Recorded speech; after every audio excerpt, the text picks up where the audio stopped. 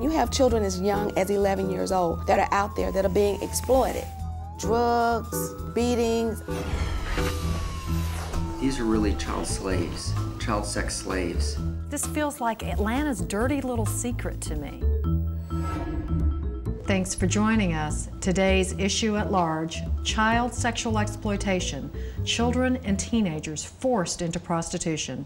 Take a look. There's I think it's a dogwood or a cherry blossom tree, and when the wind blows, the blossoms fall, and they just shower all over everyone. I saw one girl just kind of spinning around, dancing, and it's like, you know, it's nice. Amanda Furness is experiencing her own rebirth.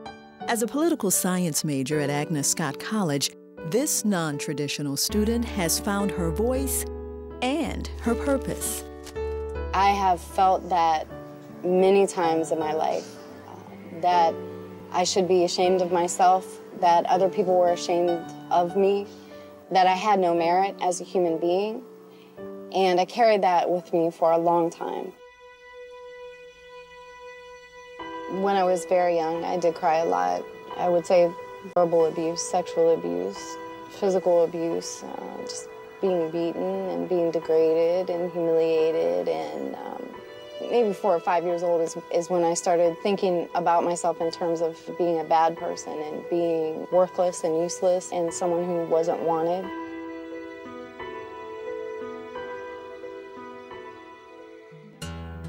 Unwilling to endure the abuse from family members, at the age of 12, Amanda left her home in Columbus, Ohio, to join the other 1.7 million runaways in this country. Obviously, I didn't feel safe at home. You know, I felt like I was under constant attack by my family members, you know. So if you can't trust your family members and you can't feel safe in your own home, you're not necessarily thinking about how much more dangerous the streets might be. You're just thinking about the need to get out. But the streets are dangerous and deadly. Just ask Bob Howard. You come out here at night, well, you don't never know what you're gonna see, what you're gonna run into.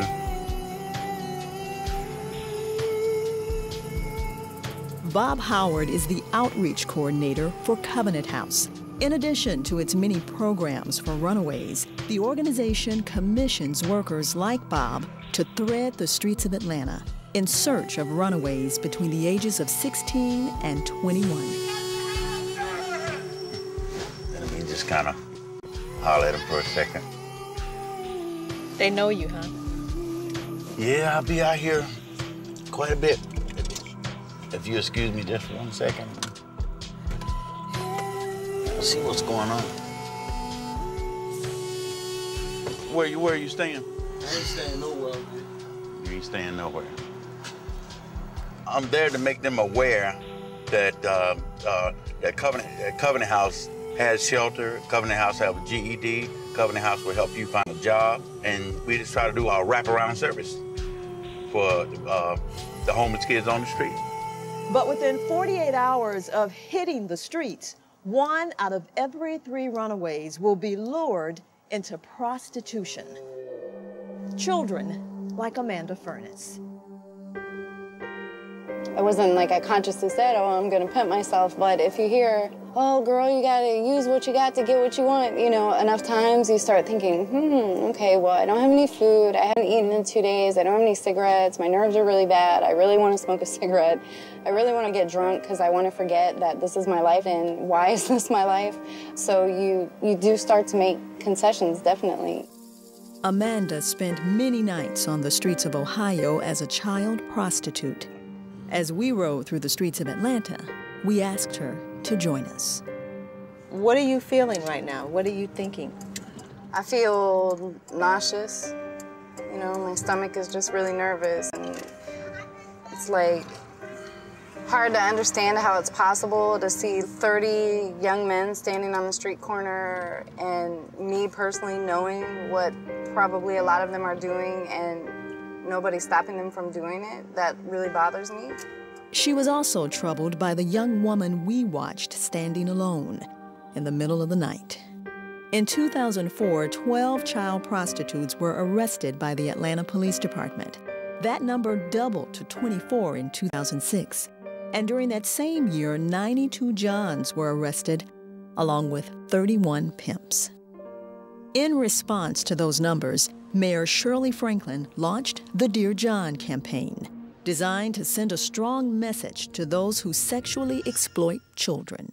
Dear John, you have been abusing our kids, prostituting them, and throwing them onto the street.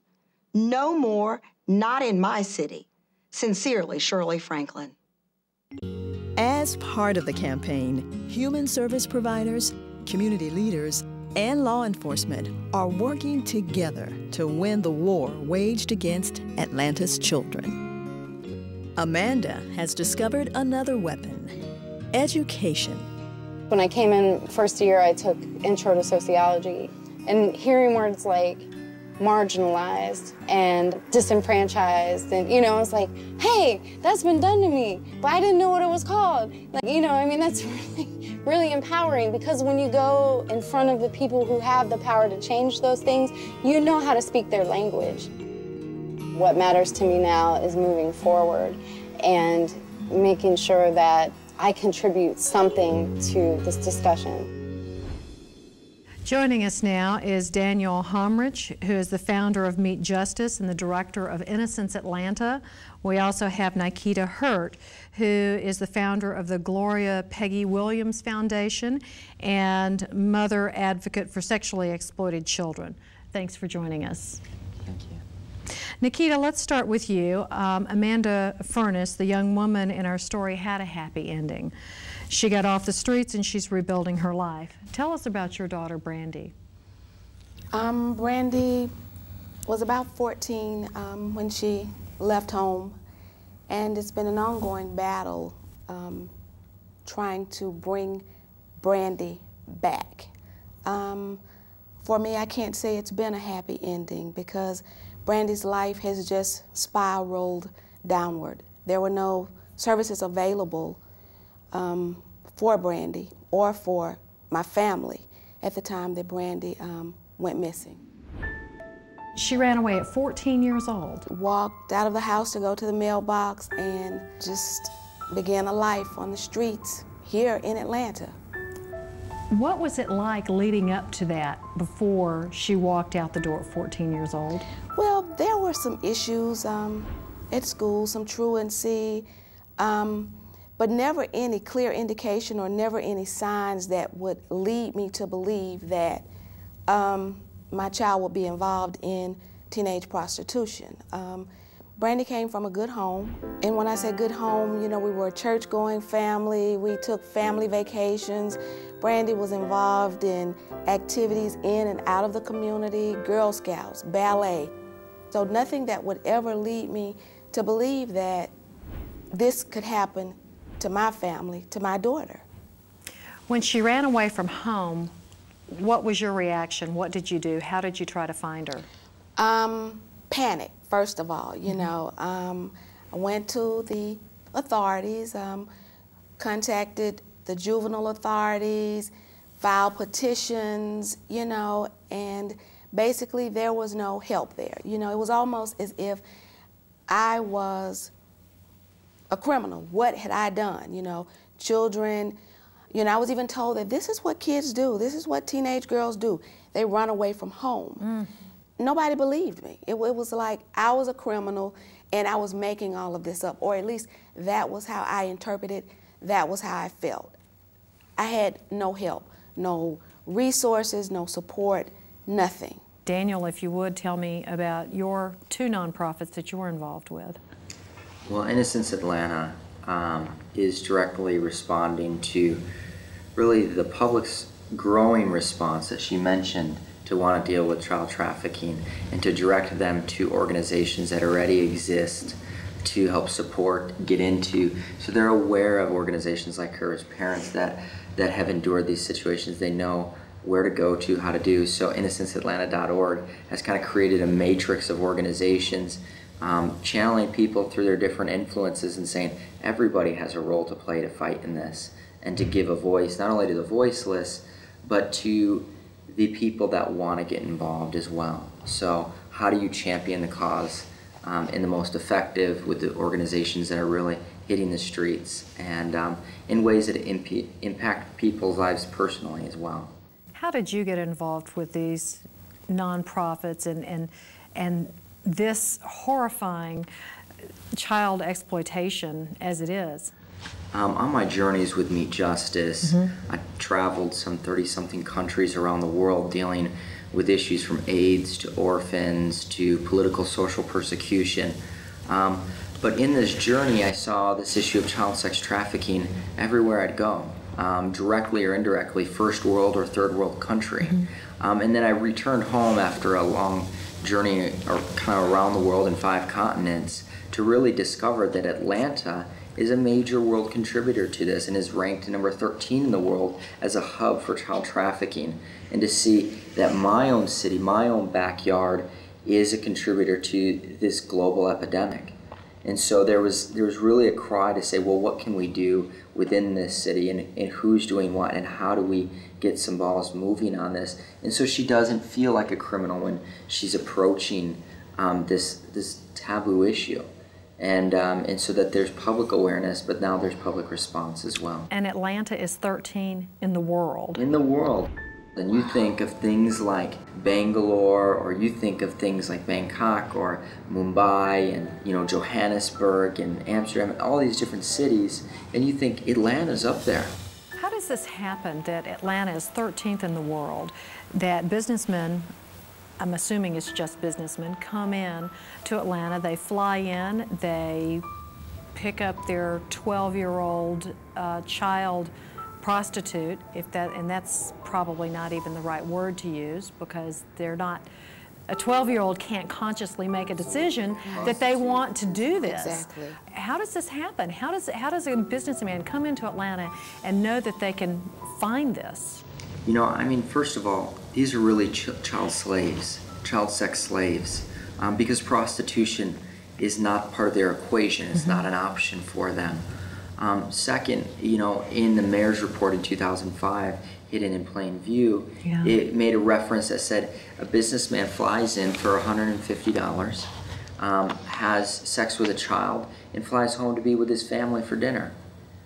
Profiles for these Johns, they say an average profile is 35 to 50, white male, well-educated with children. And so this is a significant portion of a population, of course, that commit acts, and a lot of these acts are done through online purchases and through very common things that we may not be aware of, contributions from things like Craigslist and scenarios that we may use in even our everyday life that actually have a different side to it, that really promote these children and find ways to get this issue into the general mainstream, yet keep it taboo, keep it under the ground, and keep it in a place where people don't want to approach it. And as long as they can do that, the longer it will go on. Now, Nikita, you mentioned that, or it mentioned in your profile, that Brandy was exploited on the internet. How did that happen? Well, no, not on the internet. The internet, we weren't internet savvy back in '98. Okay. There was a phone chat line through the local telephone company, and there was a number that you could dial, and you could chat with 3, 4, 5 different people. And she met some guys on this chat line, and in talking to them, and it, as a parent, I was naive, because I'm thinking she's in her room, maybe she's doing her homework, or she's watching television, listening to some music. Is it okay if I use the phone? Sure.